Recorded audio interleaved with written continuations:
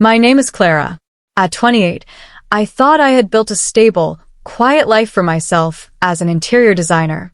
2 years ago, I married Mark, who is 46, believing we were building a genuine partnership.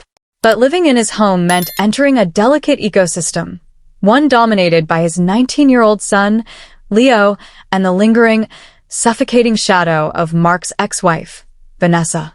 For months, Vanessa had been executing a calculated campaign to ruin my reputation, culminating yesterday in a public, humiliating shouting match where she accused me of destroying her life. When I walked into our dining room tonight, expecting my husband to support me, Mark threw a thick stack of legal papers onto the table. "Apologize to my ex-wife by tomorrow morning, or I'm filing for divorce," he declared, his voice cold and unwavering. Across the table, Leo sat in complete, rigid silence, staring down at his plate. Mark looked at me with smug confidence, believing he held all the power and using my devotion to our family as leverage to bend me to his will. He truly thought I would break down, cry, and beg for his forgiveness just to keep our marriage alive. But as I looked at the ultimatum sitting between us, I felt an extraordinary sense of calm. He had no idea that just hours ago, I had uncovered a truth that changed everything. When I first stepped into Mark's life, I knew being a stepmother to a teenage boy wouldn't be easy. Leo was 17 at the time, quiet, distant, and deeply wounded by his past. His biological mother, Vanessa, had abandoned him years earlier to pursue a lavish, carefree lifestyle across the country. I spent my first 2 years of marriage working tirelessly to earn Leo's trust. I cooked his favorite meals, stayed up late helping him with his college applications, and respected his boundaries. Slowly, the icy walls between us began to thaw, and we started building a genuine, quiet bond. Then, 6 months ago, everything changed. Vanessa suddenly reappeared out of nowhere, declaring she was ready to reconnect with her son. But her sudden maternal devotion was a complete facade. It didn't take long for me to realize she was using Leo as a human shield to re-enter Mark's life.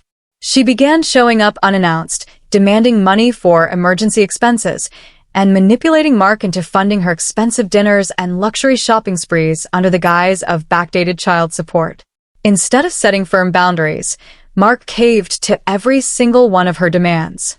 Whenever I tried to point out her obvious manipulation, Mark would turn it back on me, accusing me of being jealous, insecure, and cruel toward a mother trying to heal her family. Over those 6 months, Mark systematically chipped away at my place in our home. He made me feel like an outsider in my own marriage, constantly forcing me into a corner while Vanessa pulled the strings from the background. The night before Mark issued his final ultimatum, I sat in our living room going over our monthly financial statements. Something felt entirely wrong. Over the past 3 months, tens of thousands of dollars had quietly vanished from our joint savings account. When I had asked Mark about it earlier that week, he brushed it off with a dismissive wave, claiming it was for unforeseen home repairs and investments in Leo's future. Unable to sleep and fueled by an overwhelming gut feeling, I waited until Mark's heavy breathing confirmed he was fast asleep. I crept down the hallway into his private home office. The air in the room was heavy with the scent of his expensive cologne and old paper. I began systematically checking his desk drawers. Tucked away in the very back of the bottom drawer, hidden behind a stack of outdated tax records, my fingers brushed against a thick, black leather folder. It had no label, but inside was a tab marked with Vanessa's initials. My hands trembled as I opened it under the dim desk lamp, expecting to find proof of an ongoing romantic affair. But what I discovered was infinitely worse. It was a cold, calculated paper trail of financial betrayal. There were forged signature sheets, unauthorized bank transfer receipts, and restructured trust agreements. Mark hadn't just been giving Vanessa extra cash. He had been systematically liquidating Leo's college fund, a trust left behind by Leo's late maternal grandfather. Mark and Vanessa had been secretly working together for months, draining the boy's inheritance to cover Vanessa's massive personal gambling debts and to bail out Mark's failing business ventures. To keep Leo from asking questions, they had been feeding him a steady lie, telling him that I was the one pressuring Mark to limit his college budget. I sat in the dark office, holding the evidence of their cruelty, realizing the trap they had set for everyone. Now, sitting at the dining room table, the memory of those hidden documents flashed through my mind like a cold, sharp blade. The smell of roasted chicken sat untouched between us, replaced by a suffocating tension that hung heavily in the air.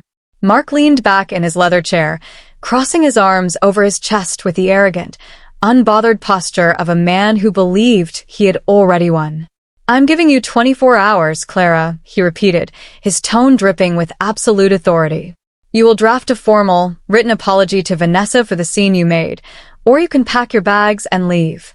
I won't have a wife who creates division in my family."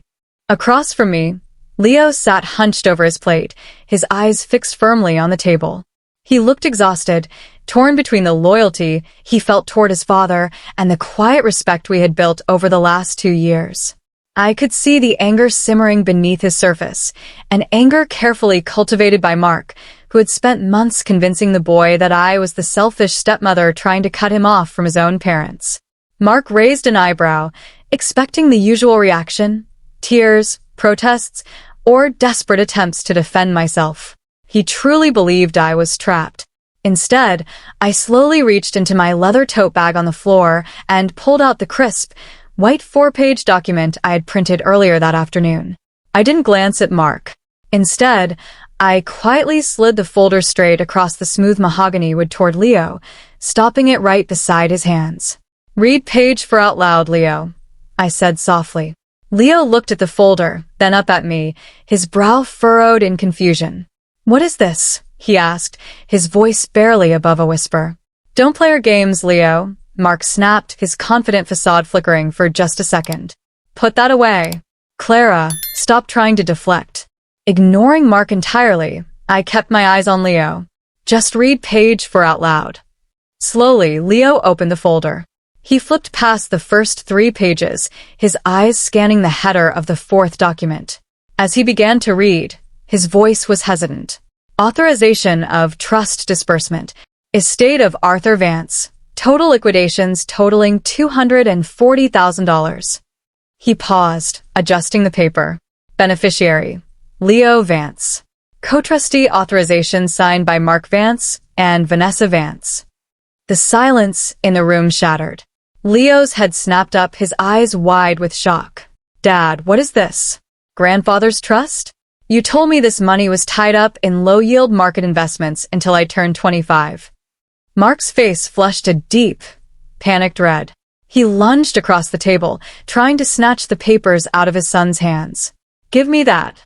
It's just private accounting paperwork you don't understand." "Don't touch him," I said, my voice cutting through the room like iron. Leo pulled the paper back out of Mark's reach, his hands shaking violently as he read the bottom paragraph. "Funds transferred directly to offshore account belonging to Vanessa Vance for debt resolution. Remaining balance allocated to cover commercial property lease arrears for Mark Vance." Leo looked at his father, the realization hitting him with the force of a physical blow. The stepmother he had resented for months wasn't his enemy. His own biological parents had robbed him blind. Leo stood up so fast his chair screeched against the hardwood floor and crashed to the ground. "You stole my entire inheritance," he roared, his voice cracking with a mixture of rage and utter heartbreak. "Grandfather left that for my education, for my future.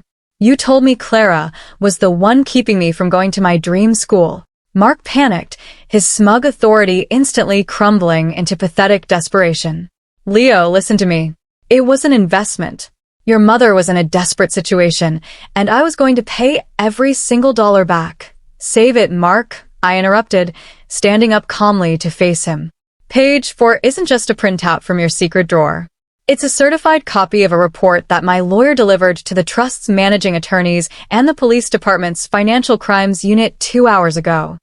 Mark's jaw dropped. The color completely drained from his face as the reality set in. Grand larceny, wire fraud, and embezzlement charges were staring him right in the face. "You threatened me with a divorce tonight," I said, holding his terrified gaze. "You wanted me on my knees begging for forgiveness. But the truth is, I'm the one filing for divorce. And by the time the forensic accountants finish digging through your accounts, you and Vanessa will be lucky if you aren't sharing a prison cell. Mark fell back into his chair, utterly defeated, unable to utter a single word. 2 weeks later, I moved into my own apartment near the coast, starting over with complete financial independence and peace of mind. Mark and Vanessa are currently facing formal criminal investigations for trust fraud and embezzlement, while the divorce proceedings move forward entirely on my terms. Leo completely cut ties with both of his parents. He moved in with his grandfather's brother, who is now helping him legally recover every dollar that was stolen from him. Before I left the house for the last time, Leo hugged me, thanking me for finally opening his eyes to the truth. Standing up for myself was terrifying, but taking control of my life was the best decision I ever made. If you were in my shoes, would you have protected Leo or walked away sooner? Let me know in the comments, and don't forget to tell me which city you're watching from.